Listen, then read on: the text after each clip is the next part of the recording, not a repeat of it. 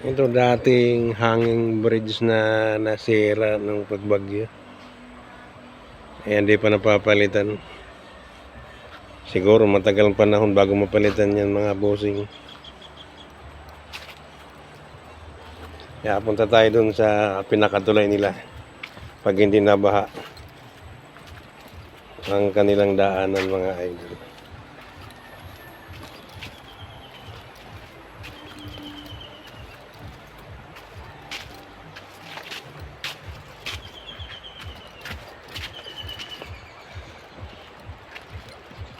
Napakahirap mga idol ang daan dito.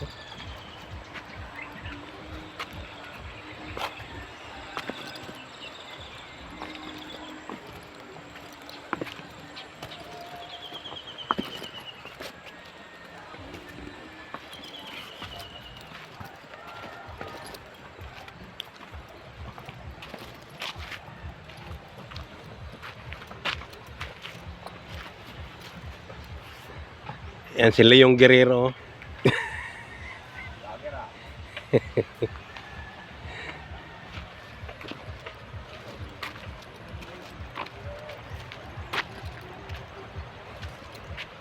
Ayun mga idol, nakikita no, yun ang tulay nila.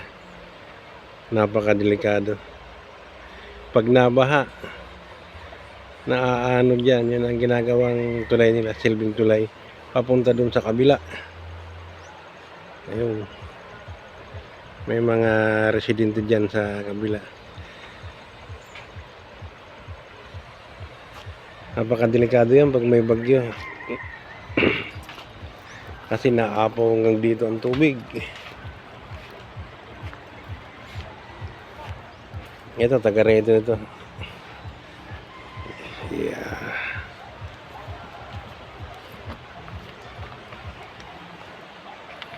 Pag malakas ang ulan mga idol, may bagyo, naapaw talaga dito, binubuksan yung dam. Napakadelikado.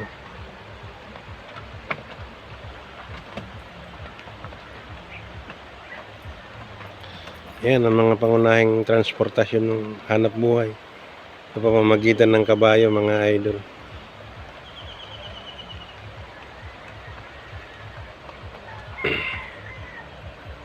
Ang lalaking bato.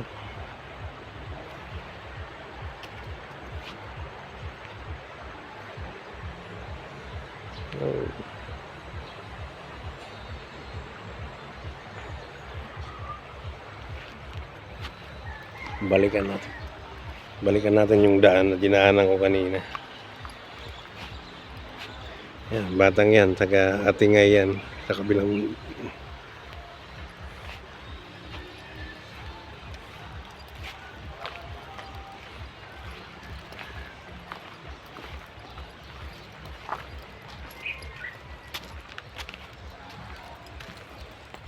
Ayan ang dinadaanan.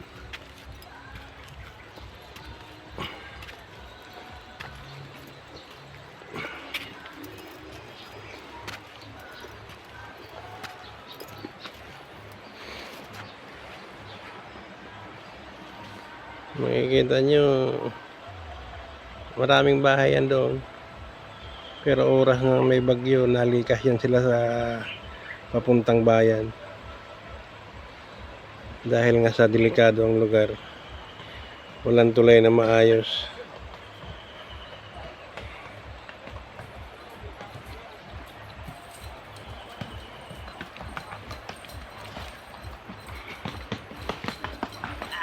Nakakakyat pala yan dyan. Yan.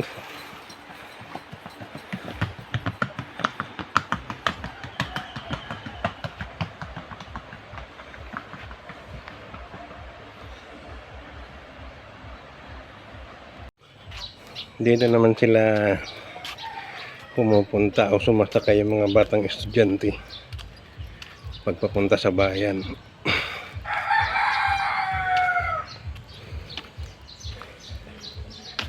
Dito kasi ang paradahan ng tricycle.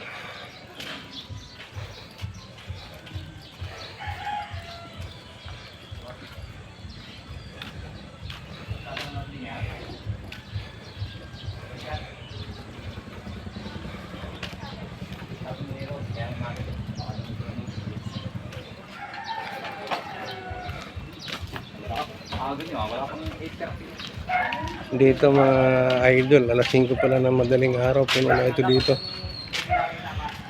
Dahil inaabangan yung galing sa kabilang mga estudyante na mga bata.